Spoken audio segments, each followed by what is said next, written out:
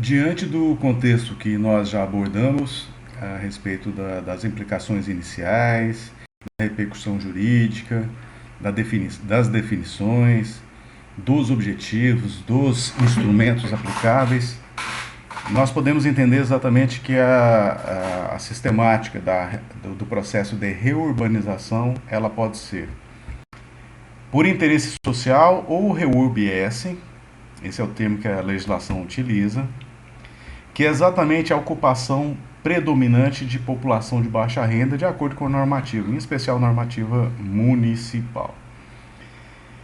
Então, o Instituto da REURB, ele pode ser REURB-S, que é de cunho social, exatamente para a população de baixa renda. E nós temos também a REURB de interesse específico, ou REURB-E, que abrange outros casos.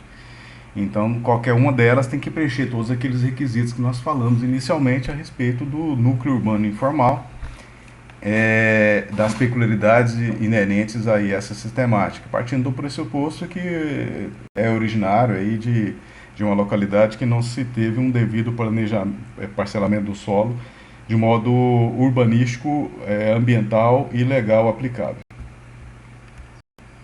Então a REURB pode ser REURB-S, que é social, e a REURB-E, que é especial, ou seja, naqueles casos que não seja ocupação predominante de população de baixa renda, e nós poderíamos, em tese, falar em REURB de interesse específico.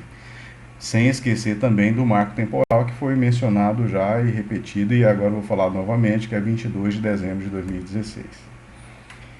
Cada um deles, né, seja a REURB-S, seja a REURB-E, tem seus requisitos, formalidades, projetos, trâmites próprios. E a própria legislação estabelece, e eu entendi por bem não explicitá-los nesse momento. Até porque a lógica da disciplina envolve o direito urbanístico como um todo. Não teria como explicitar cada instituto de acordo com sua peculiaridade. É importante saber que existem requisitos, existem projetos próprios, existe uma burocracia pertinente a cada uma dessas modalidades que deve ser observada evidentemente para permitir aí a eventual regularização. Aí nós temos uma imagem aérea do município de Boa Vista, mostrando um lago natural que está circunvizinho, ou melhor, dentro do ambiente urbano como um todo. Então nós temos aí uma realidade aí que mostra que com a devida cautela e a devida orientação, o devido acompanhamento do poder público, é possível aí termos espaços naturais dentro do ambiente urbano. Então essa é uma realidade bem interessante. Não me recordo o local. Não sei. Pois bem, feitas essas observações iniciais, a particularidade do núcleo urbano informal em relação à área de preservação permanente, unidade de conservação, área de proteção de mananciais definidas pela União, os estados, Distrito Federal e município, tem um tratamento diferente. Isso quer dizer exatamente o seguinte: é possível a ocorrência de NUI, é possível a regularização fundiária de ocupação, mesmo que seja em área de preservação permanente? Aqui já estou dando um indicativo que sim. Em unidade de conservação de uso sustentável, evidentemente naquelas de uso sustentável que permitem a ocupação de gente, sim. A tratativa do Instituto da Unidade de Conservação e com mais propriedade a área de preservação permanente vai estar lá dentro do direito da flora e unidade de conservação. E aí não é possível, nesse momento, aprofundar essa abordagem. Mas é importante saber que existe possibilidade de regularização fundiária, mesmo com violação de regras atinentes a essas áreas protegidas, que a Constituição reconhece como espaço territorial especialmente protegido, lá no artigo 225, parágrafo 1º. Pois bem, mas no caso de unidade de conservação, além dos requisitos ordinários aplicáveis em geral para a regularização urbanística, fundiária urbanística, nós temos aí regularização urbana fundiária, nós temos aí a exigência de anuência do órgão gestor da própria unidade de conservação. Esse no particular da unidade de conservação de uso sustentável. Nós temos uma outra caracterização, que é exatamente a área de proteção de mananciais definidas por todos os entes federados, conjunta ou separadamente. Essa situação, a princípio, poderia confundir com área de preservação permanente ribeirinha, ou das margens dos cursos d'água, dos lagos naturais, das nascentes. Mas uma questão é exatamente o seguinte: a área de proteção de mananciais, que o legislador visou dar uma proteção mais significativa, é exatamente aquela que é circunvizinha à área de preservação permanente, porque senão não teria sentido falar de dois institutos que tratam da mesma coisa, porque aí seriam iguais, né? Então, na realidade, é exatamente o seguinte: a área de preservação permanente dos cursos d'água, qualquer que sejam eles, ou das nascentes, ou mesmo de lagos, pode ser sucedida, vamos assim dizer, territorialmente com a área de proteção de mananciais, ou seja, que tem uma lógica jurídica, e em especial técnica, que mostre que aquela área tem que ser necessariamente protegida em face da sua relevância hídrica. Mas esse reconhecimento tem que ser um reconhecimento formal por parte do poder público. Ok? Então, todas essas situações, APP, Unidade de Conservação de Uso Sustentável, Área de Proteção de Mananciais, devem necessariamente aplicar as regras dos artigos 64 e 65 do Código Florestal Brasileiro. Então, de novo, o ambiente rural, levando em consideração alguns parâmetros com aplicabilidade aí do Código Florestal. Esses dispositivos são mudados aí por essa lei que nós estamos comentando.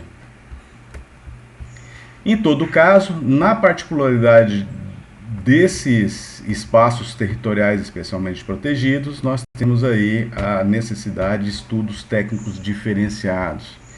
Estudos esses que possam comprovar a existência de melhorias ambientais em relação à ocupação informal anterior. Então, essa é uma constatação, é uma condição essencial que os estudos mostrem, evidentemente, que possam mostrar, evidentemente, essas melhorias ambientais, inclusive, se for o caso, via compensações ambientais, como, por exemplo, pagamento de valores. Essas compensações ambientais, nós já fizemos uma abordagem sobre ela, que, em geral, elas estão inerentes aos licenciamentos ambientais de empreendimentos de grande potencialidade lesiva, que exigem aí o estudo de impacto ambiental e o relatório de impacto ambiental. Então, nós temos aí o artigo 36 da Lei 9.985 de 2000, que é a Lei do Sistema Nacional de Unidade de Conservação, que regulamenta a matéria. Todo licenciamento ambiental que exige EIA, RIMA, que tem obrigatoriamente que o empreendedor arcar com a compensação ambiental financeira, tem que observar situações relacionadas, ou melhor, pode se enquadrar nessa premissa que nós estamos abordando aqui em relação a uma particularidade da REURB em núcleo urbano informal. Nós temos uma outra particularidade que exatamente envolve a REURB às margens de reservatórios artificiais. Artificiais foram aqueles que foram, que tiveram a mão humana, tiveram uma ação, um comportamento que os produzisse, visando especificamente a geração de energia e o abastecimento público. É uma situação que não pode ser esquecida.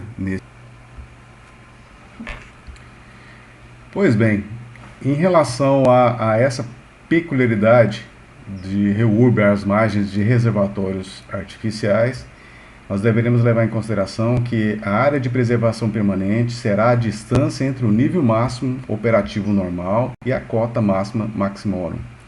Isso significa exatamente o seguinte: a distância do nível máximo operativo normal é aquele que é o regular, aquele que foi avaliado, sopesado, existe um padrão, uma regularidade. Aí chega-se a um determinado nível. Chegando àquele determinado nível normal, entre o mínimo e entre o máximo, geralmente, esse é um parâmetro mínimo da área de preservação permanente. E aí, para esse cálculo que nós estamos mencionando. Então, nós chegamos a esse parâmetro operativo normal, estabelecido em campo, até onde atinge aí onde a água da barragem ela atinge. E aí nós temos em consideração também a distância desse parâmetro que eu acabei de falar em relação à cota máxima maximorum, que é exatamente o máximo em situação extraordinária de chuvas aí, em que o reservatório ele aumenta significativamente de modo imprevisto, vamos assim dizer. Então, a partir do momento que tem esse marco, avalia-se a diferença, onde poderia atingir, né, um ponto máximo num aumento aí do reservatório de imprevisto, até a condição normal. Então, desculpa, da condição normal, né, regular, do nível do curso, da barragem, da onde a água atinge a barragem, até a distância desse maximorum. Então, essa distância em si seria configurada como área de preservação permanente, que deve ser observado para fins de regularização urbana. Então, essa é uma peculiaridade importante, em especial nos grandes centros, em que ao redor dessas localidades, em especial de barragem, nós temos aí construções inúmeras, bairros, às vezes até cidades aí muito próximas às margens dos reservatórios. Então, a implicação da instituição do REURB tem que observar essa peculiaridade aí para propiciar uma regularização fundiária. Nós temos aí uma peculiaridade diferente também, agora no particular da REURB-S, em especial levando em consideração o artigo 64 do CEFLOR, ainda naquela linha dos espaços territoriais especialmente protegidos elencados, que é a área de preservação permanente, unidade de conservação de uso sustentável que permita a regularização fundiária e a área de proteção de mananciais. Então, em face disso, no tocante à REURB-S, que é de interesse social, deve se apresentar, dentre outros requisitos, evidentemente. Dentro desse contexto, eu estou fazendo uma síntese aí para mostrar a peculiaridade que tem esse instituto. O estudo técnico-científico para poder, se o caso, viabilizar a aprovação da REURB, deve conter a caracterização ambiental da área, deve especificar o sistema de saneamento básico existentes na área e contíguos, deve lançar proposição de intervenções que forem necessárias a título de prevenção e controles de riscos geotécnicos e inundações. Na Lei do Parcelamento do Solo Urbano Federal, Lei 6766 de 1979, nós fizemos comentário a respeito da possibilidade de aprovação de parcelamento do solo urbano, desde que corrigido, por exemplo, áreas de inundação. Então aqui dá uma ideia da possibilidade também, desde que haja a devida correção de riscos, ou seja, que permita uma REURB que não sujeite as pessoas que vão ser beneficiadas, entre aspas, a qualquer tipo de risco. Então são situações essas que deverão ser demonstradas categoricamente com aval técnico-científico dentro de estudos pormenorizados.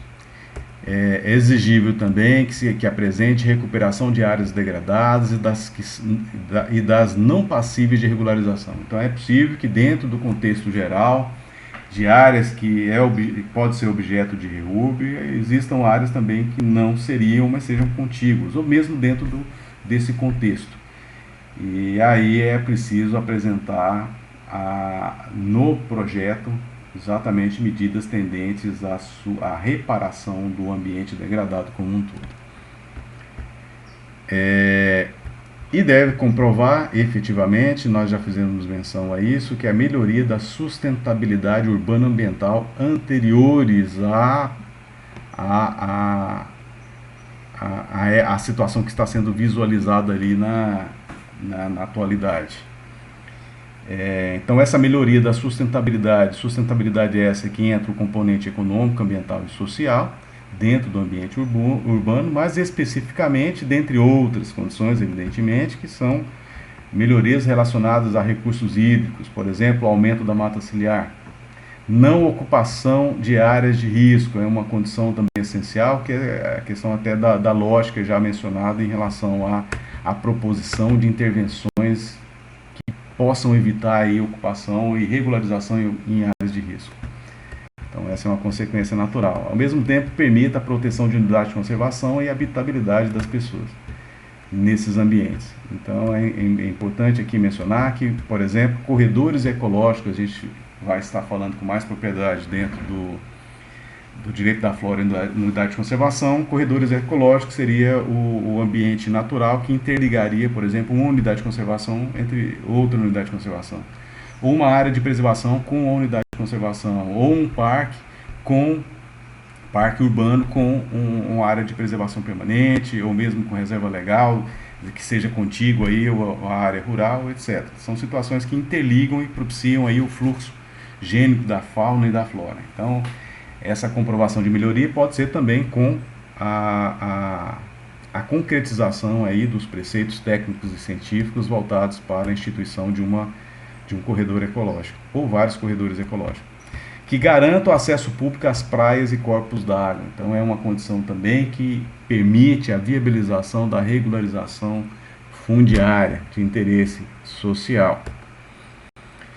Aqui nós temos uma outra imagem que mostra o bairro Olímpico, aqui próximo ao complexo da Vila Olímpica do município de Boa Vista, também da Defesa Civil, e uma área aqui que sujeitou uma série de pessoas no ano de 2011 à inundação.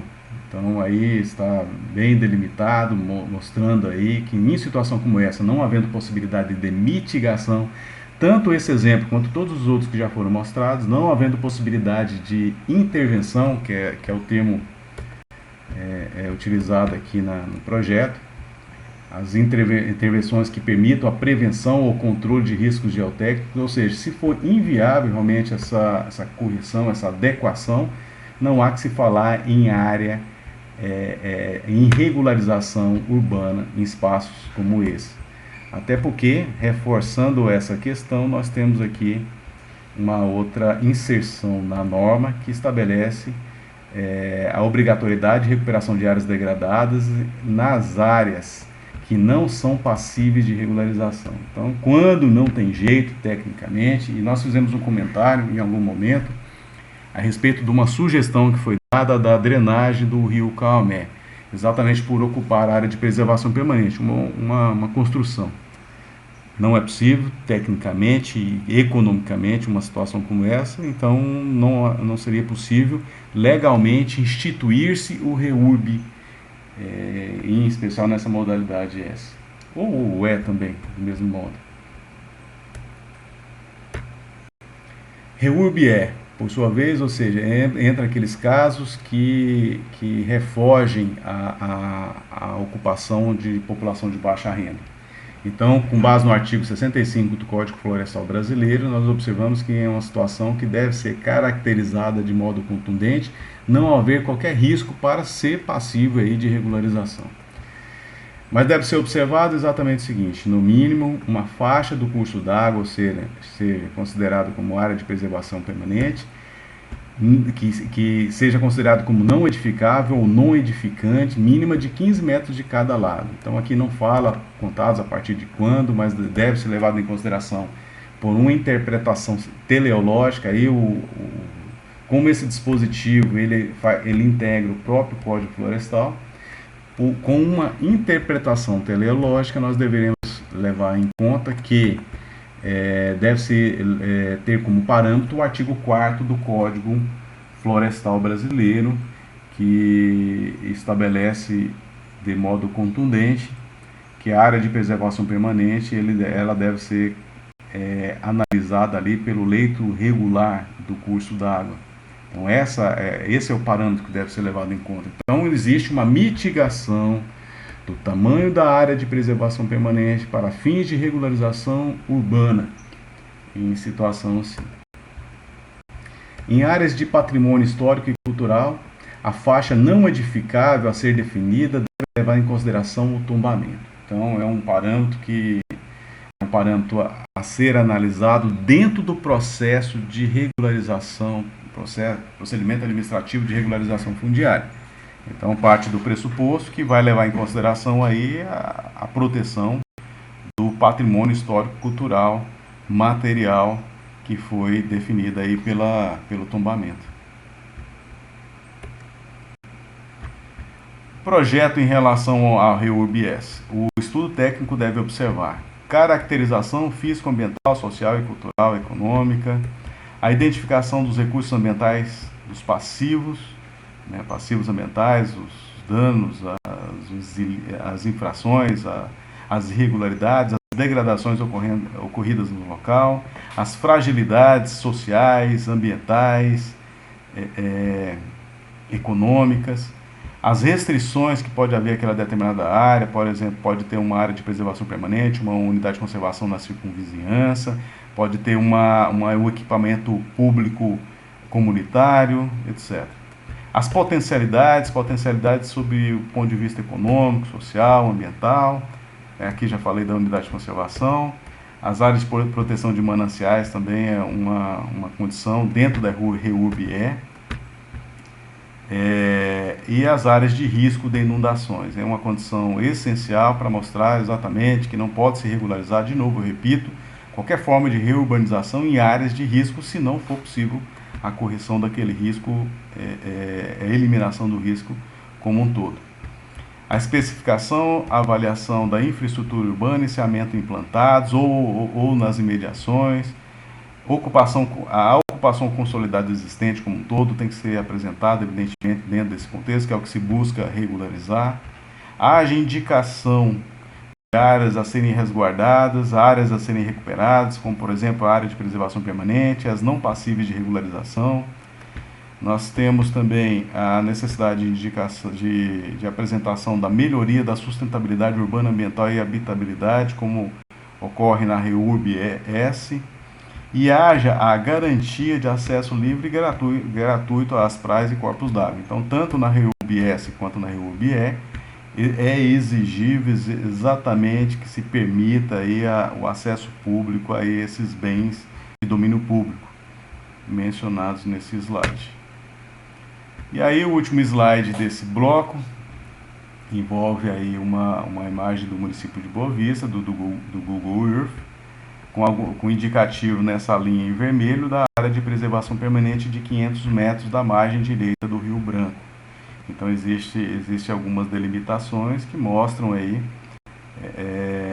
o indicativo da largura do curso d'água, da margem mais larga do próprio curso d'água, a área urbana, a estruturação da área urbana de Boa Vista, a sua vinculação direta com o próprio Rio Branco, e ao mesmo tempo a quantidade absurda de construções que existem exatamente nessa área que é considerada legalmente desde 1964 como área de preservação permanente.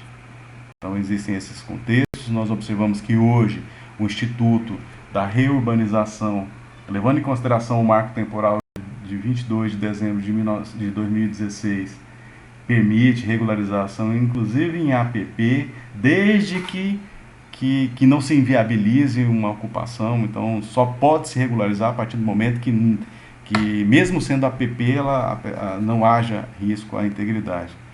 Não quer dizer isso, eu estou afirmando que não quer dizer que toda a área de preservação permanente da margem dos cursos d'água implique em área de risco de inundação. Nós temos um exemplo significativo aqui na margem direita do Rio Branco, algumas áreas que são muito elevadas, que as cheias mais significativas no estado, em especial a que ocorreu no dia 1º de junho de 2011, ela não atingiu, não conseguiu superar a